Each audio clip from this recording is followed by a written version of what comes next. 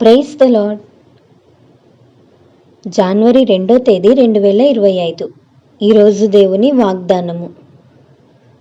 మేము గోడను కట్టుచుంటిమి, అది సగము ఎత్తు కట్టబడి ఉండెను.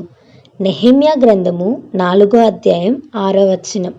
ఈ వాక్యం ద్వారా తెలుసుకోవాల్సిన విషయం ఏంటంటే, పడిపోయిన యెరూషలేము గుమ్మాలు కట్టడానికి నెహెమ్యా పూనుకున్నాడు.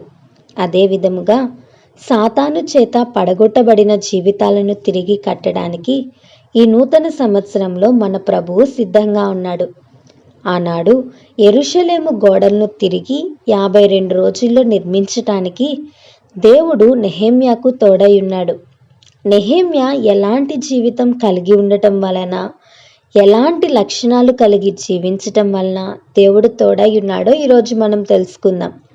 మొదటిగా, నెహెమ్యా ప్రార్థనా జీవితం కలిగినవాడు. యెరూషలేము గురించి దుఃఖించి ప్రార్థించినట్లు నెహెమ్యా గ్రంథం 1వ అధ్యాయం 4వ వచనంలో మనం చూస్తాం. నీ ప్రార్థన ద్వారా తిరిగి దేవుడు నీ జీవితాన్ని కట్టడానికి ఇష్టపడుతున్నాడు. రెండవది, నెహెమ్యా యొక్క ఆసక్తి. నన్ను పంపించండి అని ఆసక్తిగా రాజును వేడుకునినట్లు నెహెమ్యా గ్రంథం 2వ అధ్యాయం 5వ వచనంలో చూస్తాం. ఈరోజు ఈ వాక్యం వింటున్న నీ జీవితం కూడా తిరిగి కట్టబడాలనే ఆసక్తి నీలో ఉందా? మూడవదిగా, నెహెమ్యా సిద్ధపాటు కలిగినవాడు. పగలు పని చేస్తే ఏమైనా ఆటంకాలు వస్తాయేమో అని రాత్రి వేళ యెరూషలేము పరిస్థితి ఎలా ఉంది, ఎంత బలము కావాలి, ఎంత ధనము కావాలి, ఎన్ని రోజుల సమయం పడుతుంది అని ముందుగానే సిద్ధం చేసుకొని రాజు దగ్గరకు, తన ప్రజల దగ్గరకు వెళ్ళి మాట్లాడినట్లు నెహెమ్యా గ్రంథం 2వ అధ్యాయం 15వ వచనంలో మనం చూస్తాం. దేవునితో ఎంత సమయం గడపాలి, దేవుని వాక్యానికి ఎంత సమయం ఇవ్వాలని ఈ నూతన సంవత్సరంలో నీవు సిద్ధపరచుకున్నావా? చివరిగా, నెహెమ్యా శత్రువుకు భయపడలేదు.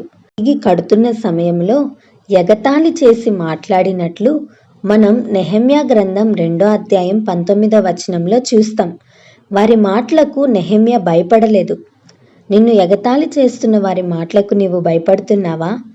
సర్వం కోల్పోయి పందుల దగ్గరకు చేరిన చిన్న కుమారుని జీవితాన్ని కట్టిన దేవుడు ఈరోజు తన కృప ద్వారా నీ జీవితాన్ని కూడా తిరిగి కట్టగలడు.